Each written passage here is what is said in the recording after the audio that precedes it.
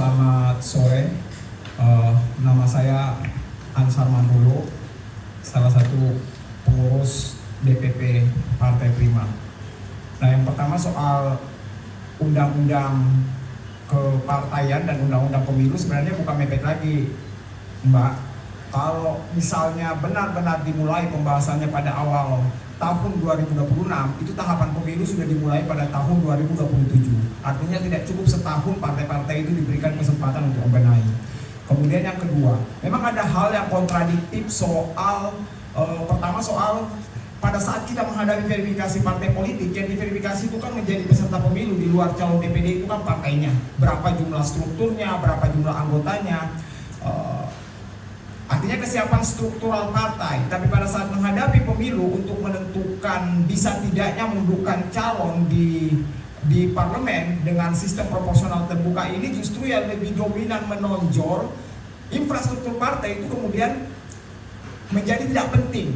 Bahkan dalam beberapa kasus ada pengurus kecamatan partai A menjadi tim sukses caleg partai B, karena yang dijual dan ditawarkan memang bukan lagi performance, gagasan, ide atau program partai politik itu kapasitas. Ya mungkin syukurlah kalau ada kapasitas personal caleg, tapi yang lebih dominan adalah popularitas dan kemampuan finansial dari caleg-caleg itu. Makanya wajar saja kemudian kalau survei SMRC tahun 2022 menyatakan tersisa 20% pemilih yang mau mengidentifikasi diri sebagai orang partai politik, karena selama ini memang mereka lebih dominan dalam setiap pemilu.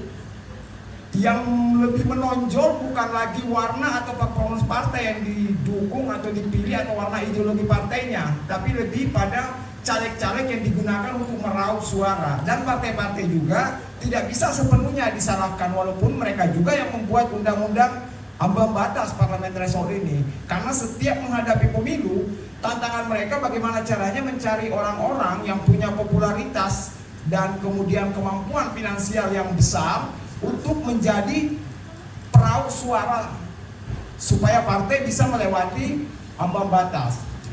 Problem yang kedua mungkin Prof tahu lah, Prof yang tahu yang bisa jelaskan, saya juga kadang bertanya-tanya ya, kenapa pada saat verifikasi keanggotaan partai yang dijadikan acuan presentasinya adalah jumlah penduduk. Kalau jumlah penduduk artinya anak bayi yang baru lahir pun selama dia sudah terdaftar secara administrasi, berarti itu menjadi ukuran untuk menentukan presentasi jumlah keanggotaan partai untuk menghadapi verifikasi administrasi dan faktual. Tapi kemudian penentuan jumlah kursi adalah ukurannya adalah peserta daftar pemilih atau tingkat partisipasi pemilih.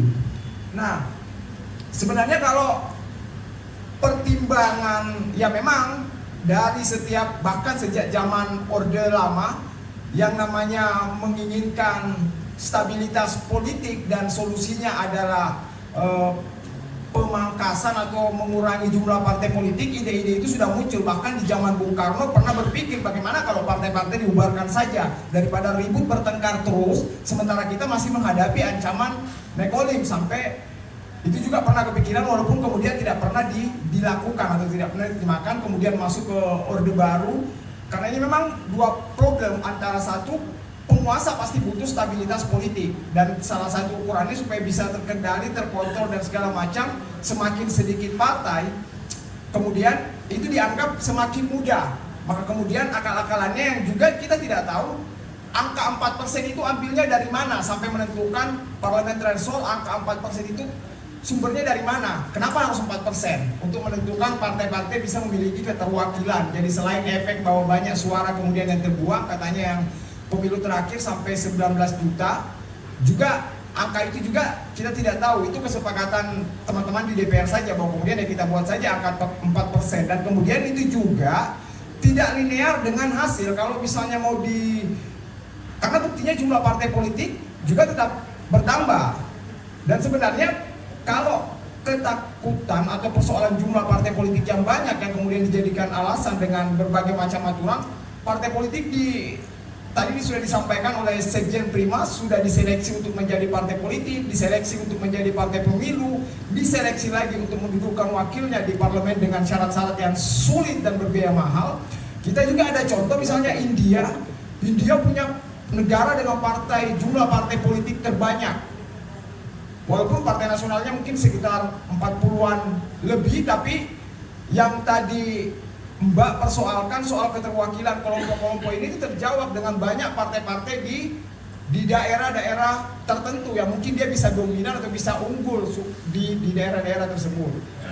Nah, ini yang mungkin yang menjadi tantangan ke depan menghadapi revisi undang-undang partai politik dan undang-undang pemilu, khususnya pasca MK memutuskan 0%. Kemudian yang terakhir, mengklarifikasi Prof tadi, sebenarnya tidak menurun juga sih pasca pilkada serentak bahwa dikatakan calon tunggal itu meningkat. Tidak juga Prof, karena 2019 itu 25 calon tunggal dari 270 daerah yang melaksanakan pilkada, dan di 2024 itu tersisa 32 dari 420 ya, kalau tidak salah 420-an lebih, 420 daerah kabupaten kota yang melaksanakan pilkada pada saat itu. Ya, mungkin itu dulu. Terima kasih.